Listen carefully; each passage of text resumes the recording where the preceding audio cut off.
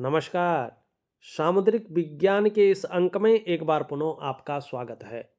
दोस्तों, मैं हूँ भास्कर आनंद डोभाल और आप देख रहे हैं हस्तरेखा का ये अंक अपनी ही पसंदीदा यूट्यूब के चैनल गो ब्लॉग्स में। एक सुंदर सी फीमेल हथेली, आप बालिका हैं और आपकी रियल हथेली मेरे सामने विवेचना के लिए आ रखी है। अब आप लोग कहेंगे कि जो मेल होते हैं उनका आप राइट हैंड देखते हैं और जो फीमेल होते हैं, चाहे वो शादीशुदा हो, चाहे वो जो है हाउस वाइफ हो, या जो है काम करने वाली हो, अपने पैरों पे जो खड़े रहते हैं, जॉब वगैरह करती हैं, सब काम करती हैं, या बालिका हो। अब बायां हाथ क्यों देखते हैं, लेफ्ट हैंड क्यों देखते हैं? क्योंकि कुछ ज्योतिषाचार्य कहते हैं कि राइट हो या लेफ्ट हो कोई फर्क नहीं पड़ता है, कोई भी हाथ आप देख सकते हैं। कुछ लोग कहते हैं कि जो कार्य कर रहे हैं उनका राइट हैंड देखना चाहिए, चाहे वो महिला हो। लेकिन इसमें ज्योतिषीय प्रमाण क्या है? ज्योतिष क्या प्रमाण देता है? जिस समुद्र शास्त्र के पढ़ने पर उसके अनुसार हम हस्तरेखाएं देखते हैं, वो समुद्र शास्त्र, हमारा जो वास्तविक शास्त्र है हस्तरेखा का, वो है सामुद्रिक विज्ञान। तो वो समुद्र शास्त्र क्या प्रमाण देता है? वो स्पष्ट देता है और वो हमें आदेश करता है, अथातः संप्रवक्ष्यामि हस्तरेखा विचारणम दक्षिणे पुरुषम ज्ञेयम वामे वामाकरम शुभम। वो ज्योतिषाचार्य को कह रहा है कि आगे हम हस्तरेखा विचार वर्णन करेंगे तो सुनो। दाहिने हाथ में पुरुष के लक्षण देखना और बाएं हाथ को देखकर स्त्री वर्ग के लक्षण कहना और हाथ की रेखाओं से संपूर्ण शुभ और अशुभ फल कथन करना, जिस भी जाति का या जातक का आपके पास हथेली हो। अब आगे एक प्रमाण और देता है कि हस्तरेखा क्यों देखनी चाहिए, क्या इस पे विश्वास करना चाहिए।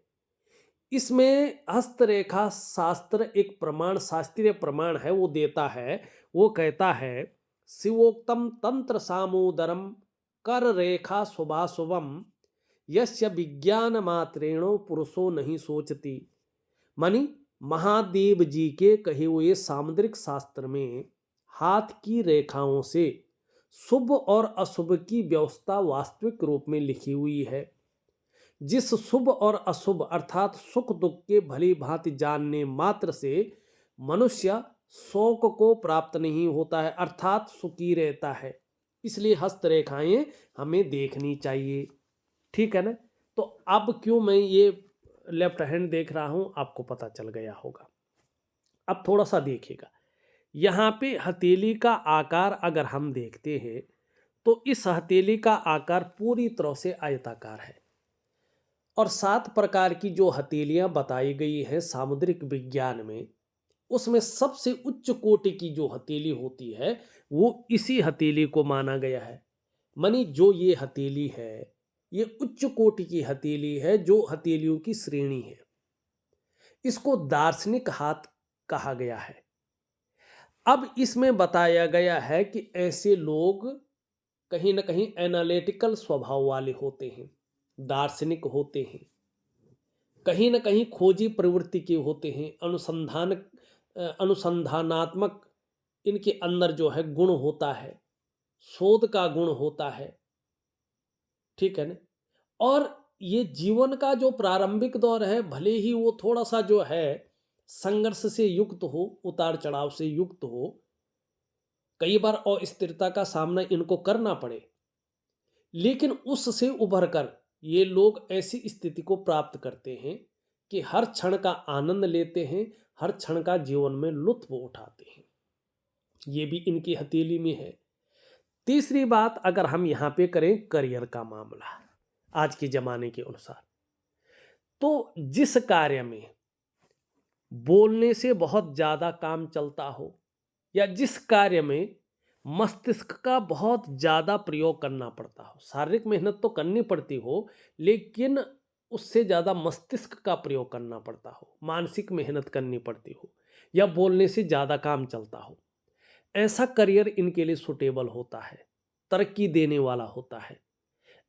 ऐसे करियर में ये कामयाबी खूब हासिल करते हैं और ऐसे लोगों का जो भविष्य होता है वो बड़ा सुंदर होता है, बड़ा अच्छा होता है।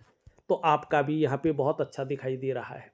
अब दूसरी बात रही यहाँ पे इसकी आभा, इसका ऑरा कैसा है।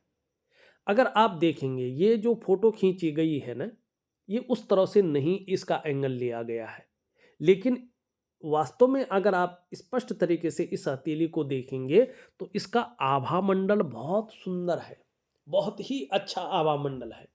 इसका मतलब है ये बालिका बहुत ज़्यादा भाग्यशाली है, अपने भाग्य लेके ये उत्पन्न हुई है और आगे जाके जितनी ये कठिनाई भुगत रही है, जितना उतार चढ़ाव, जितना संघर्ष को और जितनी अड़चनों को ये देख रही है ना, उससे ज़्यादा इनको फायदा होने वाला है। ठीक है ना।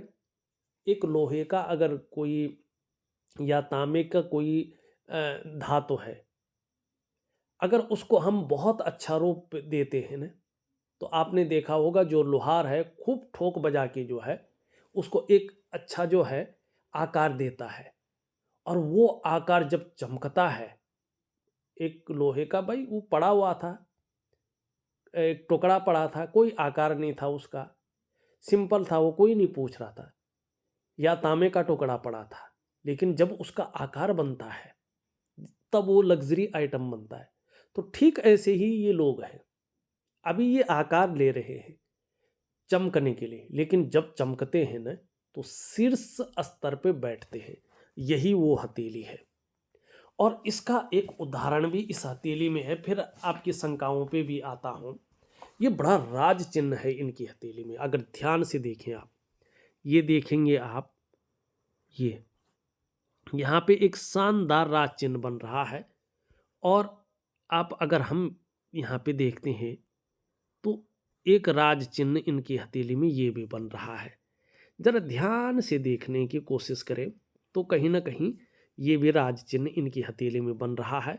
और ये क्या है, दो मछलियां स्पष्ट बन रखी हैं, मत्स्य रेखा इनको कहते हैं।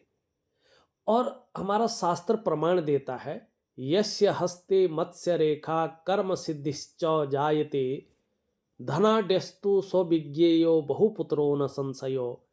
जिसकी हथेली में स्पष्ट तरीके से मछली का चिन्ह होता है, ऐसे लोग कर्म सिद्धि वाले होते हैं। ये जो भी कर्म करते हैं वो सिद्ध हो जाता है, अर्थात जो भी काम करता है, चाहे नौकरी हो, बिजनेस हो या अन्य कार्य हो, ये कार्य इन लोगों को मिलते हैं और उसमें ये व्यक्ति सफल होता ही होता है, चाहे महिला हो या पुरुष हो। धीरे धीरे इस मछली की वजह से इनकी आर्थिक स्थिति बहुत ज़्यादा मजबूत होती है, इसमें कोई संदेह नहीं करना चाहिए। और पुत्रवान होते हैं ये लोग, जो है संतान का सुख मिलता ही, चाहे वो लड़की हो चाहे लड़का हो, संतान सुख मिलता है। संतान सुख मिलने का मतलब क्या है, शादी तो होगी ना भैया, मानी दाम्पत्य जीवन का भी इनको बहुत खुशहाल जीवन होता है। अब इसमें शुक्र का प्रभाव पड़ रहा है। शुक्र क्या है, ऐश्वर्य है, सुख है, मानी आपको अपने जीवन काल में बहुत अच्छा सुख मिलने वाला है, बेहतरीन सुख मिलेगा, लग्जरी जीवन मिलेगा ही मिलेगा। अब यहाँ पे ये केतु पे है, ये मछली, केतु मतलब आपका प्रारब्ध, आपका कलेक्टिव कर्माज। इसका मतलब क्या है, ये जातिका धीरे धीरे जैसे जैसे उम्र बढ़ेगी वैसे वैसे क्या होगा, इनको ये धार्मिक और आध्यात्मिक प्रवृत्ति वाली हो जाएंगी। इनको जीवन में यात्राओं का बहुत अच्छा लाभ मिलेगा, जिससे मन प्रसन्न रहेगा, खुशनुमा माहौल बना रहेगा। ठीक है ना, ये बता रहा है। इनको जीवन में अपनी संपत्ति का लाभ होगा, किराए पे नहीं रहेंगे। अभी चाहे कुछ भी हो और शुरुआती दौर में चाहे शादी करने के बाद किराए में भी रहे, लेकिन अपने घर का जीवन में सुख मिलेगा ही मिलेगा, प्रॉपर्टी होगी।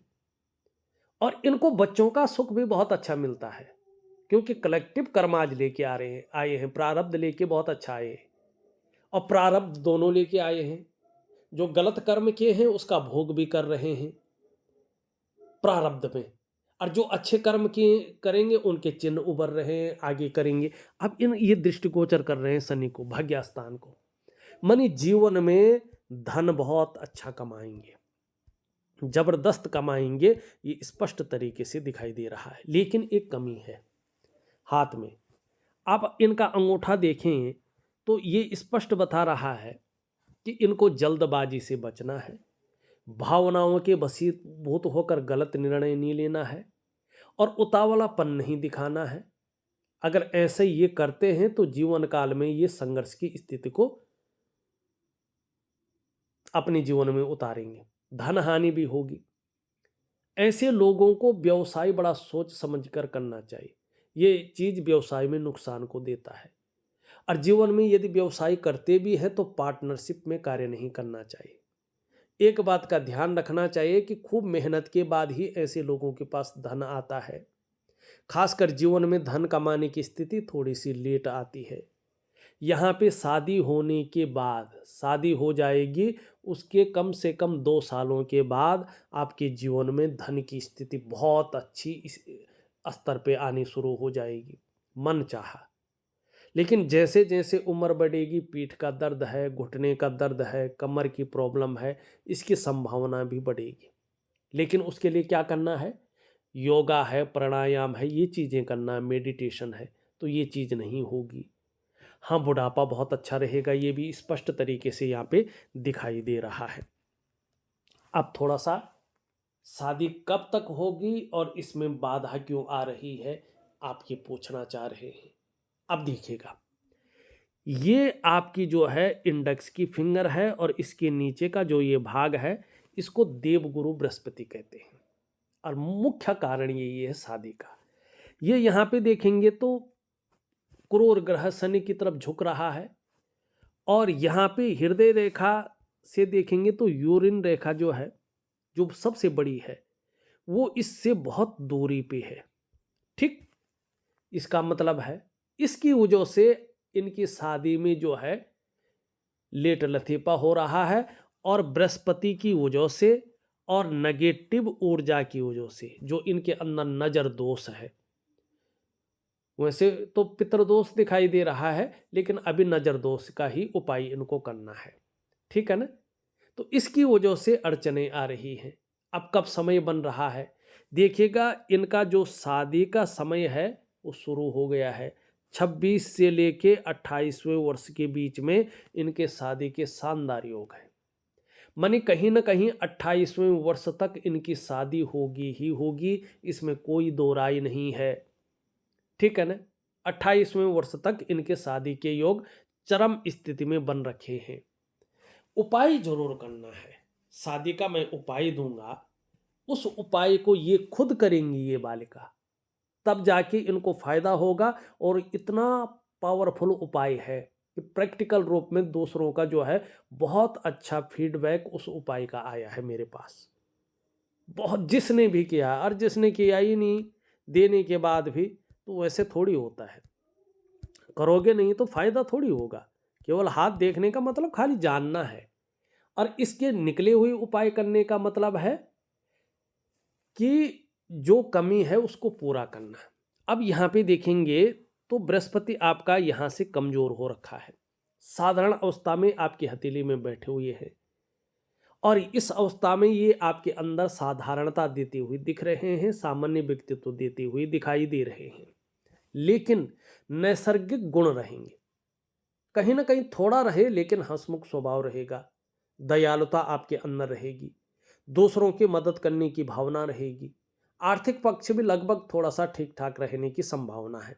लेकिन यश प्राप्ति के लिए ये मन में झुकाव बनाता जाएगा। एक स्वतंत्रता और लीडरशिप की चाह रखने वाला व्यक्तित्व ये आपको देता हुआ दिख रहा है। अब देखिएगा, जब भी बृहस्पति कमजोर होता है इस प्रकार से, तो आपके अंदर कितना भी अच्छा ज्ञान हो, कितनी भी अच्छी नॉलेज हो, उसको इम्प्लीमेंट करने के लिए प्लेटफॉर्म नहीं मिलता है। अगर मिल भी गया, ऐसे लोग उसको सही से यूज नहीं कर पाते हैं। दूसरे, ऐसे में अगर शादी नहीं हुई है तो शादी होने में बड़ी लेट हो जाती है, क्योंकि बृहस्पति जो है शादी का कारक वही है, और विशेषकर महिलाओं के संबंध में बृहस्पति ही है। तो ऐसे में वैवाहिक जीवन का जो चरम सुख का भोग है, उसके बीच में ये परिस्थितियां खड़ी करता है। अगर शादी हो गई है आपकी, तो दाम्पत्य जीवन का चरम सुख का भोग पाने में थोड़ा सा मुश्किलें रहती हैं। संतान को लेके भी चिंताएं रहती हैं। ऐसे में पैतृक संपत्ति का बहुत अच्छा लाभ नहीं मिलता है। धन की दिक्कतें कहीं ना कहीं जीवन में रहती हैं, और सभी प्रकार के जो सुख हैं, जिनको हम सुख कहते हैं, अगर बृहस्पति साधारण है तो उन सुखों को ये दबा देता है, व्यक्ति को देना नहीं देता है। और ऐसे में एक गुरु नहीं मिलता व्यक्ति को, मानी सही दिशा दिखाने वाला, और कहीं ना कहीं जीवन में बड़ा संघर्ष ऐसे में करना पड़ता है। कभी कभी ऐसा जो व्यक्ति होता है अपने आप को अकेला महसूस करता है। तो यहाँ पे मैं एक उपाय दूंगा, जरूर करिएगा और चीज़ें बेहतरीन रहेंगी। भविष्य कैसा रहेगा ये चिंता मत करें, भविष्य आपका बहुत अच्छा रहने वाला है, मैंने शुरू में ही बता दिया है। यहाँ पे दो चीज़ें हैं, थोड़ा सा चीज़ों को गड़बड़ कर रही हैं। एक तो देखिएगा, ये जो है आपका सूर्य पर्वत है, और एक रेखा आके बुध की तरफ जाती हुई यहाँ पे दिखाई दे रही है। जब ये रेखा आती है तो ये जीवन में क्या करता है कि लगातार व्यक्ति को उलझाता है। सम्मान तो आता है, कई बार चीज़ें बननी शुरू हो जाती हैं, लेकिन साथ साथ में अड़चनें भी आ जाती हैं, और ऐसा लगता है कि व्यक्ति की परेशानियां जैसे ख़त्म नहीं हो रही है, आपका तनाव जैसे ख़त्म ही नहीं हो रहा है, आप परेशानियों से जैसे मुक्ति नहीं ले पा रहे हैं, ये इस स्थिति को देता है।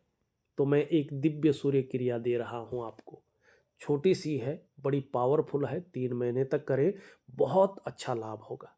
सबसे बड़ी बात, आपकी हथेली में इस एरिया को देखें तो जाल बना हुआ दिखाई दे रहा है, और हथेली में जाल बनना अच्छा नहीं माना जाता है। ये नज़र दोष है, नेगेटिव ऊर्जा है, और इसका सबसे पहला प्रभाव पड़ता है आपके मन पे, आपके मस्तिष्क पे।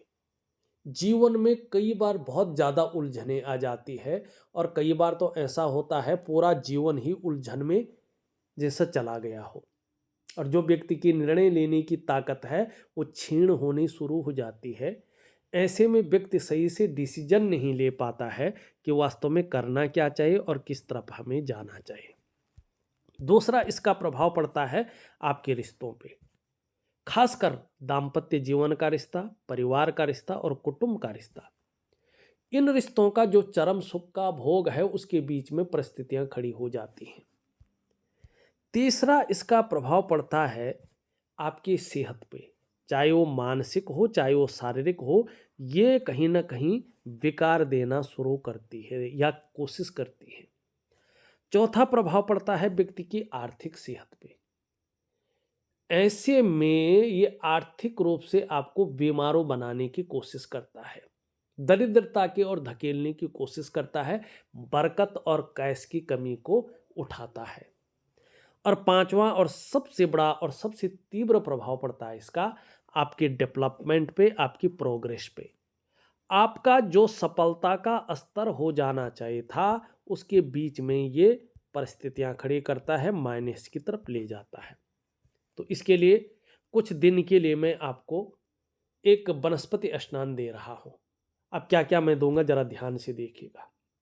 इन्हीं चीज़ों से आपके जीवन में बहुत दिव्यता और भव्यता आएगा, आपका आभा मंडल बहुत विकसित होगा, भविष्य चकाचक रह जाएगा, और देखिएगा शादी में जो अड़चने हैं वो बिल्कुल ही खत्म हो जाएंगी, और एक शानदार शादी आपकी हो जाएगी, और कम से कम 28वें वर्ष तक हो जाएगी। क्या क्या दूंगा मैं, बड़े विधिवत तरीके से करिएगा।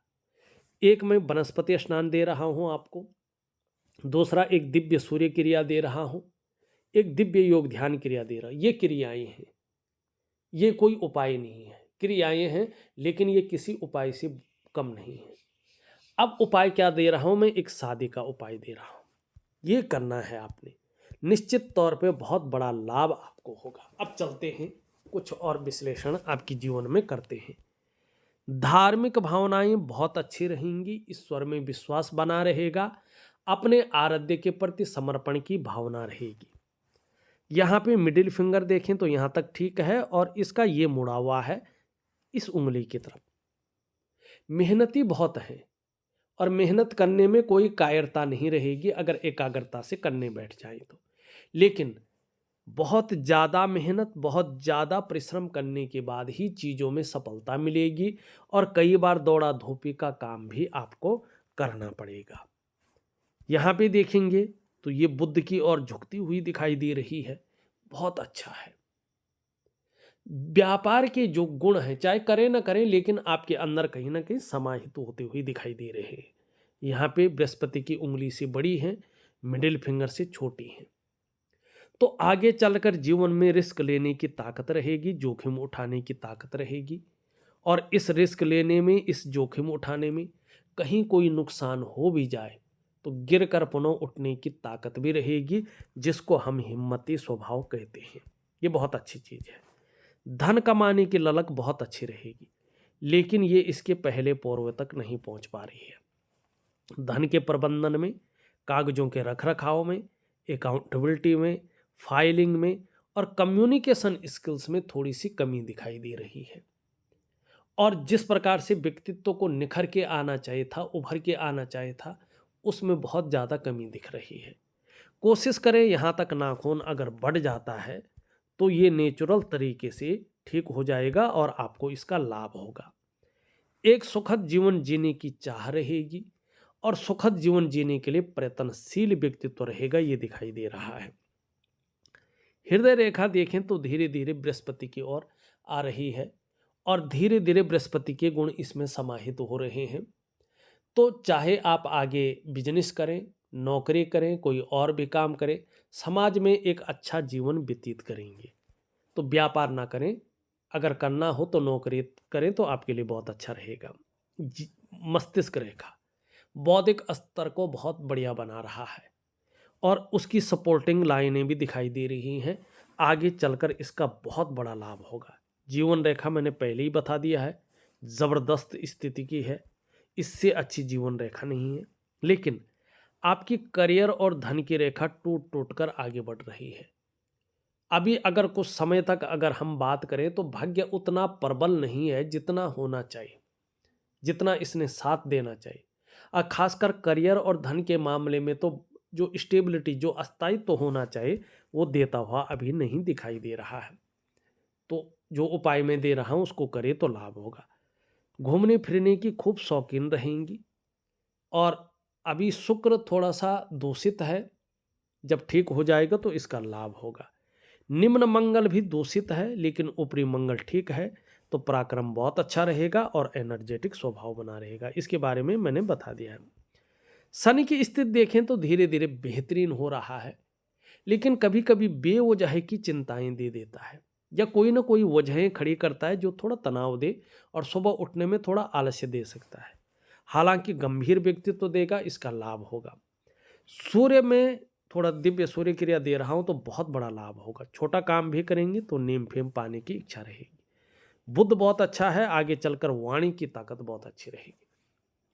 चंद्रमा भी थोड़ा अनबैलेंस है, इसके लिए थोड़ा उपाय दे रहा हूं, जरूर करें तो बहुत अच्छा लाभ होगा। कुल मिला के बात करें तो आगे चलकर जो आपका जीवन है वो बहुत दिव्य है, बहुत भव्य है।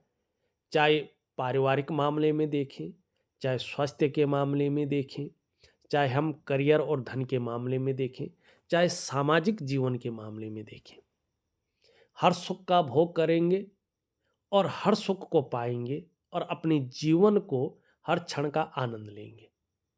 ठीक है ना? तो जो उपाय दे रहा हूं उसको जरूर करें, आपको लाभ होगा। इस वीडियो में बस इतना ही। एक नई वीडियो के साथ पुनः उपस्थित होऊंगा, तब तक के लिए नमस्कार।